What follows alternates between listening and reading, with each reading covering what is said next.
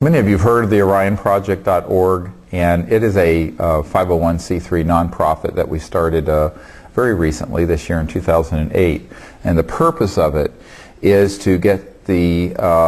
public involved in the support for both the education about, but specifically the research of and development of over unity new energy technologies. And what we mean by that are electromagnetic and other systems that put out more energy than you have to supply to them, so that we can develop a robust demonstrator, at least a kilowatt or more of an energy system that could then be further developed so that your home could run on these energy systems or your car could run on them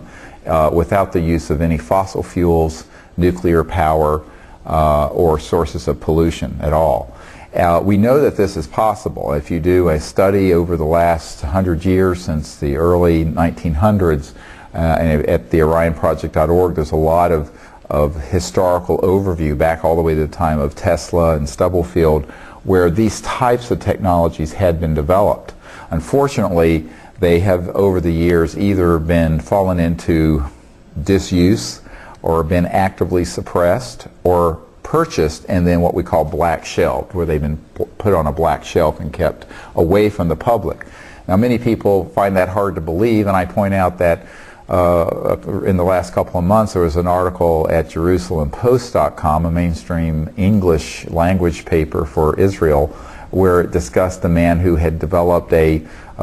water hydrogen system for automobiles, and he was offered tens of millions of dollars by an oil conglomerate to purchase it and essentially black shelve it. And on this, it was discussing in this article how this man resisted that and is still trying to resist that. However, the average inventor over the last 100 years, if offered on the one hand enormous incentives to keep these technologies locked away within some sort of either classified project or corporate project, or on the other hand are threatened if they try to move it out,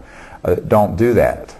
They don't stay the course and move the technologies out. The other problem is that many of these technologies haven't had people who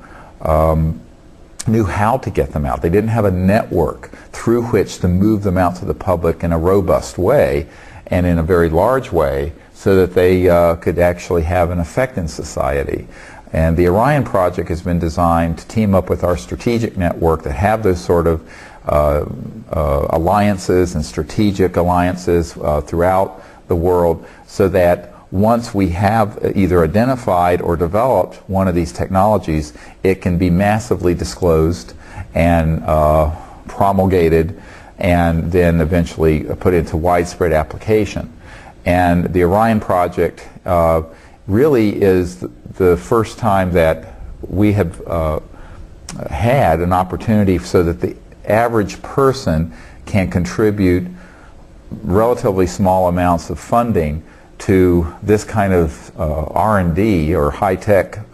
research and development effort and support this kind of research. One of the key reasons why that's very necessary is that many of the people who have developed these systems that we know of, and we've identified dozens of people who have information, they aren't able to do all of that work by themselves in their garage or in their basement, and it's not realistic to expect someone to be able to develop an entirely new area of physics and science and energy generation without support system, without proper logistical support, consultancy from scientific consultants. And what the Orion Project is designed to do is to create that synergy, like a campus, where we can pull all of these brilliant physicists and engineers and inventors together, but then also provide them with the technical support, fabricating support,